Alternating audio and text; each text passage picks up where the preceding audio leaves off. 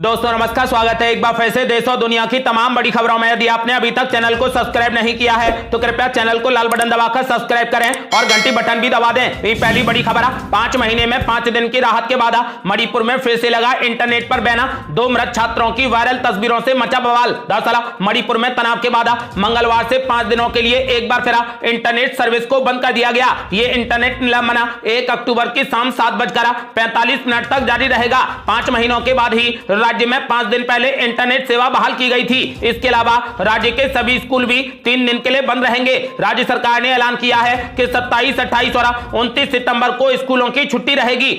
और बड़ी खबर, बीजेपी नेता शाहनवाज हुसैन को आया हार्ट अटैक, मुंबई के अस्पताल में किया गया भर्ती। दरअसल बीजेपी नेता और पूर्व केंद्रीय मंत्री शाहनवाज हुसैन को मंगलवार को दिल का दौरा पड़ने के बाद मुंबई के लीलावती अस्पताल में भर्ती कराया गया है। उन्हें 4:30 बजे के करीब हॉस्पिटल लाया गया। लीलावती अस्पताल के डॉक्टर जलील पारकर ने कहा कि दिल का दौरा पड़ने की वजह से शाहनवाज हुसैन को भर्ती कराया गया है। उनकी एंजियोप्लास्टी की गई है। हुसैन अभी आईसीयू में एडमिट हैं। आपको बता दें कि फिलहाल उनकी हालत स्थिर बताई जा रही है।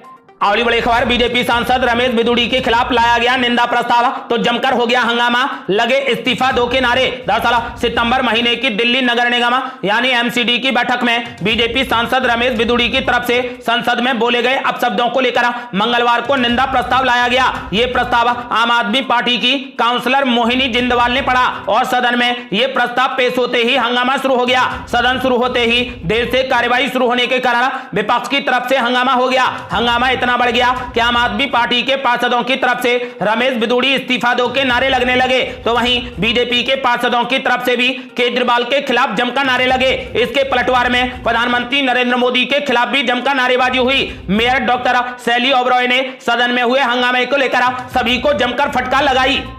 अगली बड़ी खबर, बीजेपी उम्मीदवारों की दूसरी लिस्ट पर रणदीप सिंह सुरजेवाला ने बोला जबरदस्त हमला, बोले हम तो डूबे सनमा, तुम्हें भी ले डूबेंगे। दरअसल इस साल मध्य प्रदेश में होने वाले विधानसभा चुनावों के लिए भारतीय जनता पार्टी ने उम्मीदवारों की अपनी दूसरी सूची जारी कर दी है। इस लिस्ट में केंद्रीय मंत्री नरेंद्र सिंह तोमर जैसे दिग्गजों के नाम भी शामिल हैं। उम्मीदवारों की सूची को लेकर मध्य प्रदेश कांग्रेस प्रभारी और महासचिव रणदीप सिंह सुरजेवाला ने बीजेपी पर तंज कसा है। उन्होंने साराना अंदाज में कहा कि मध्य प्रदेश में बीजेपी की दूसरी लिस्ट का यह है कि हम तो डूबेंगे सनमा, तो मैं भी ले डूबेंगे। बता दें कि बीजेपी ने जिन 39 उम्मीदवारों की दूसरी लिस्ट जारी की है उनमें 3 केंद्रीय मंत्रियों सहित 7 सांसदों को टिकट दिया गया है। यानी कुल मिलाकर मध्य प्रदेश में बीजेपी अब तक 78 उम्मीदवारों के नामों की घोषणा कर चुकी है। कांग्रेस नेता रणदीप सिंह सुरजेवाला ने कहा कि असल में शिवराज सिंह चौहान और महाराज ज्योतिरादित्य सिंधिया की मंशा हम तो डूबेंगे तो मैं भी ले डूबेंगे सनम की है। यह साफ है कि इस बात को कैलाश विजयवर्गीय ने एक इंटरव्यू में भी कहा है कि हमको टिकट देकर केंद्रीय नेतृत्व ने चौंका दिया है। उन्होंने कहा कि इन टिकटों की घोषणा के बाद महाराजा और शिवराज कह रहे हैं ना रहेगा बांस ना बजेगी बांसुरी, मतलब हमारी सत्ता तो जा ही रही है मगर हमारे साथ साथ इन नेताओं का राजनीतिक अस्तित्व भी समाप्त हो जाएगा। अगली बड़ी खबर, बीजेपी की दूसरी लिस्ट जारी होने के बाद उठने लगे विरोध के स्वर। सीधी के बाद अब सतना में भी हो रहा जोरदार विरोध, निर्दलीय चुनाव लड़ने का कर दिया ऐलान। दरअसल भारतीय जनता पार्टी द्वारा जारी की गई प्रत्याशियों की दूसरी सूची के बाद भी विरोध के स्वर उठने लगे हैं। सीधी जिले में विधायक केदार शुक्ला को टिकट नहीं मिलने से जहां सीधी जिले से बीजेपी के पूर्व अध्यक्ष डॉक्टर राजेश मिश्रा ने प्रदेश अध्यक्ष वीडी शर्मा को अपना त्याग पत्र भेज दिया है। डॉक्टर मिश्रा का त्याग पत्र सोशल मीडिया पर वायरल हो रहा है। तो वहीं सतना विधानसभा से सांसद गणेश सिंह को उम्मीदवार बनाए जाने पर बीजेपी नेता रत्नाकर चतुर्वेदी ने खुलकर विरोध कर दिया है और उन्होंने आने वाले विधानसभा चुनावों में निर्दलीय मैदान में उतरने के लिए ताल ठोक दी है। बीजेपी नेता रत्नाकर चतुर्वेदी ने सांसद गणेश सिंह पर कई गंभीर आरोप लगाते हुए यहां तक कह दिया कि बीजेपी मनमानी कर रही है। अगली बड़ी खबर, डेंगू के आंकड़ों को लेकर बीजेपी ने केजरीवाल सरकार को जमकर घेरा, मुख्यमंत्री ऑफिस के घेराव की दे डाली कड़ी चेतावनी। दरअसल दिल्ली में डेंगू के बढ़ते मामलों को लेकर बीजेपी ने सत्तारूढ़ आम आदमी पार्टी और अरविंद केजरीवाल पर निशाना साधा है। बीजेपी प्रदेश अध्यक्ष वीरेंद्र सचदेवा ने पूछा कि सरकार डेंगू मरीजों का आंकड़ा क्यों जारी नहीं कर रही है। सचदेवा ने कड़ी चेतावनी दी है कि अगर डेंगू मरीजों का आंकड़ा जारी नहीं किया गया तो बीजेपी मुख्यमंत्री आवास का घेराव करेगी। वीरेंद्र सचदेवा ने कहा कि दिल्ली के अस्पतालों में में डेंगू के मरीजों की संख्या ज्यादा हो रही है। केजरीवाल सरकार डेंगू मरीजों का आंकड़ा जारी नहीं कर रही है। पिछले 2 महीने से दिल्ली सरकार ने डेंगू का आंकड़ा नहीं दिया है। केजरीवाल हर बात पर बोलते हैं, प्रचार करते हैं, डेंगू पर क्यों नहीं बोलते। उन्होंने कड़ी चेतावनी देते हुए कहा कि अगर डेंगू मरीजों का आंकड़ा जारी नहीं किया गया तो बीजेपी मुख्यमंत्री आवास का घेराव करेगी। अगली बड़ी खबर, बीजेपी उम्मीदवारों की लिस्ट पर कांग्रेस नेता कमलनाथ ने बोला जबरदस्त हमला। बोले हार स्वीकार कर चुकी है बीजेपी, जनता चुन चुन कर लेगी हिसाब। दरअसल बीजेपी द्वारा जारी की गई 39 प्रत्याशियों की सूची में दिग्गज नेताओं पर लगाए गए दाव को लेकर कांग्रेस लगातार हमला कर रही है। प्रदेश कांग्रेस के अध्यक्ष कमलनाथ ने कहा कि मध्य प्रदेश में हार स्वीकार कर चुकी बीजेपी ने उम्मीद का आखिरी झूठा दाव खेला है। उन्होंने कहा कि मध्य प्रदेश के विकास के खोखले दावों की पोल खुलने के साथ ही बड़बोली बीजेपी सरकार के प्रचार वाले विकास के थोते दावे आज सफेद झूठ साबित हो गए हैं। पूर्व मुख्यमंत्री कमलनाथ ने बीजेपी को नसीहत देते हुए कहा कि बीजेपी केवल एक बात ध्यान रखे, ये जनता है, ये सब जानती है। उन्होंने कहा कि 18 साल के कुशासन का हिसाब तो जनता लेकर रहेगी और न्याय होकर रहेगा। उन्होंने कहा कि मध्य प्रदेश की जनता तैयार है, बीजेपी पर पलटवार होगा। उन्होंने ऐलान कर दिया है कि जनता चुन चुनकर बीजेपी से हिसाब लेगी। अगली बड़ी खबर, राहुल गांधी के बयान ने सभी को कर दिया हैराना। मुख्यमंत्री अशोक गहलोत ने राहुल गांधी की चुनौती को किया स्वीकार्य। दरअसल राजस्थान में अब तक विधानसभा चुनाव को लेकर जितनी भी रैलियां या प्रचार प्रसार हुए हैं उसमें मुख्यमंत्री अशोक गहलोत ने पूरे आत्मविश्वास के साथ कहा है कि इस बार भी सत्ता में कांग्रेस पार्टी की ही वापसी होगी। अशोक गहलोत समेत कांग्रेस के तमाम नेताओं ने अलग अलग मंचों पर दावा भी किया है कि कांग्रेस ने राजस्थान में एक बेहतरीन मॉडल का शासन दिया है जिसे अन्य राज्य भी फॉलो कर रहे हैं। इसीलिए इतना तो तय है कि इस बार राजस्थान में एक बार फिर कांग्रेस की ही वापसी होगी। लेकिन 24 सितंबर को एक कार्यक्रम में राहुल गांधी ने राजस्थान में जीत को लेकर संशय जता दिया है। राहुल गांधी ने अपने बयान में कहा है कि कांग्रेस पार्टी मध्य प्रदेश और छत्तीसगढ़ में जीत रही है, शायद तेलंगाना में भी जीत रही है, लेकिन राजस्थान में बहुत करीबी मुकाबला है। राहुल गांधी के बयान ने सभी को हैरान कर दिया है। इसके साथ ही राहुल गांधी के बयान के कई सियासी मायने भी निकाले जा रहे हैं। राहुल गांधी के इस बयान के बाद मीडिया से बातचीत करते हुए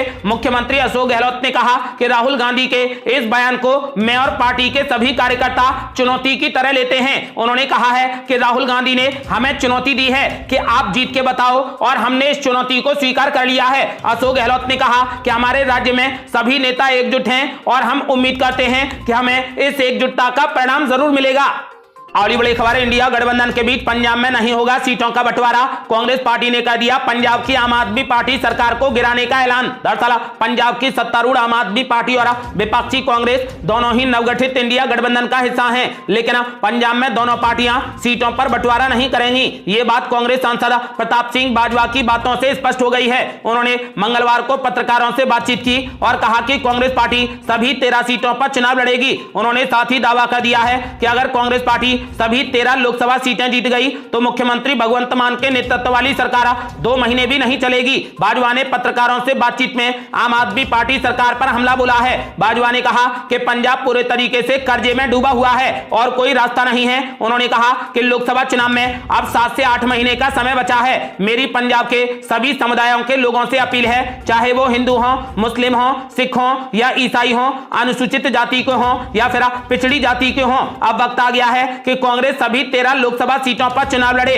कांग्रेस नेता बाजवा ने आगे पंजाब की जनता से अपील की है कि हमें समर्थन दीजिए। मैं आपको यकीन दिलाता हूं कि अगर 13 की 13 सीटें हमें जिताओगे तो ये आम आदमी पार्टी की सरकार 2 महीने भी नहीं टिकेगी, क्योंकि भगवंत मान सरकार के 32 के करीब विधायक मेरे संपर्क में हैं। 18 विधायक हमारे पास हैं। थोड़ा सा जो फर्क बचेगा हम और जोर लगाएंगे और आम आदमी पार्टी की सरकार को गिरा देंगे। उधर मुख्यमंत्री भगवंत मान का इसको लेकर जवाब आया है और उन्होंने बाजवा पर सरकार को तोड़ने का आरोप लगाया है। मुख्यमंत्री भगवंत मान ने कहा कि प्रताप सिंह बाजवा, आप पंजाब के लोगों की चुनी हुई सरकार को तोड़ने की बात कर रहे हैं। मैं जानता हूं कि कांग्रेस ने आपकी मुख्यमंत्री बनने की इच्छा को मार डाला है। मैं पंजाब के 3 करोड़ लोगों का प्रतिनिधि हूं। यदि आप में हिम्मत है तो आप आला कमान से बात करें।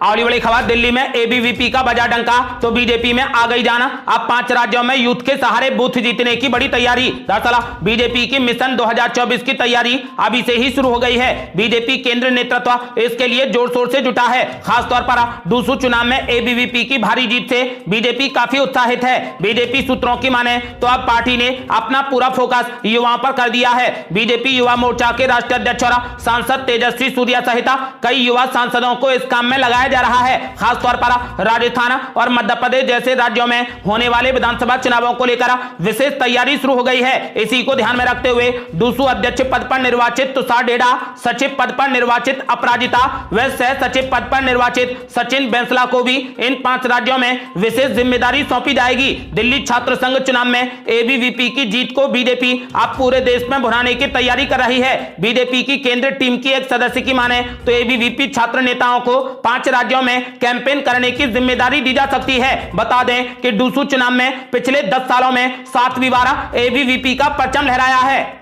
और बड़ी खबर, कांग्रेस पार्टी ने किया अनोखा प्रदर्शन। 20 सड़क पर पौधे लगाकर दे दी बगीचे की शक्ल और खटिया लगाकर वहीं पर लेट गए कांग्रेसी नेता। दरअसल मध्य प्रदेश के खंडवा में कांग्रेस पार्षद और कार्यकर्ताओं ने अनोखा विरोध प्रदर्शन किया। दरअसल कांग्रेस कार्यकर्ता सड़क पर हुए बड़े बड़े गड्ढों को लेकर अपना विरोध दर्ज करा रहे थे। उन्होंने सड़क के बीचों बीच गड्ढों में पौधे लगा दिए। उसके बाद सड़क पर खटिया रखकर उसी के ऊपर लेट गए। बता दें कि खंडवा के कई इलाकों में इन दोनों सड़कों की हालत बहुत जर्जर है। सड़क पर जहां तहां बड़े बड़े गड्ढे साफ नजर आते हैं। ऐसे में कई बार लोग दुर्घटना के शिकार हो जाते हैं। इसी को लेकर कांग्रेस पार्षद और कार्यकर्ताओं ने नगर निगम के खिलाफ ये प्रदर्शन किया है। कांग्रेस पार्षद शहर की सड़क पर खटिया लगाकर उसी पर बैठ गए तो वहीं सड़क पर ही जमकर नारेबाजी की। इसके बाद कार्यकर्ताओं ने शहर की सड़कों पर बगीचे वाले फैंसी पौधे लगाकर नगर निगम के खिलाफ जमकर नारेबाजी की। कांग्रेस पार्षदों ने आरोप लगाया है कि शहर की जो सड़कें बनाई गई हैं वो गुणवत्ताहीन हैं और इसमें भारी भ्रष्टाचार हुआ है। शहर की सड़क पूरे तरीके से उखड़ गई हैं। चारों तरफ गड्ढे ही गड्ढे नजर आ रहे हैं। यहां सड़क कम और गड्ढे ज्यादा हैं। इसी को लेकर कांग्रेस पार्षद और कार्यकर्ताओं ने नगर निगम के खिलाफ यह जोरदार प्रदर्शन किया है। अगली बड़ी खबर, यूपी के 25 लाख युवाओं को 10,000 रुपए वाला सैमसंग का स्मार्टफोन देगी योगी सरकार। अगले महीने से शुरू होगा वितरण। दरअसल योगी सरकार अगले महीने से 25 लाख युवाओं को बिल्कुल फ्री में स्मार्टफोन बांटने जा रही है। स्वामी विवेकानंद युवा सशक्तिकरण योजना के तहत सरकार ने 4 कंपनियों को आपूर्ति किए जाने वाले स्मार्टफोन की संख्या तय कर दी है और इसके लिए 371.90 करोड़ रुपए से ज्यादा की रकम भी जारी कर दी है। इस संबंध में औद्योगिक विकास विभाग ने आदेश भी जारी कर दिया है। पहले चरण में 25 लाख स्मार्टफोन का 15% वितरण होना है। इस हिसाब से 3,75,000 स्मार्टफोन का वितरण होगा। यूपी में अगले साल यानी 2024 में होने वाले लोकसभा चुनाव से पहले योगी सरकार युवाओं को 15 लाख टैबलेट भी बांटेगी। ये टैबलेट स्मार्टफोन के अलावा दिए जाएंगे। सरकार युवाओं को 25 लाख स्मार्टफोन सितंबर के दूसरे सप्ताह से बांटना शुरू कर देगी।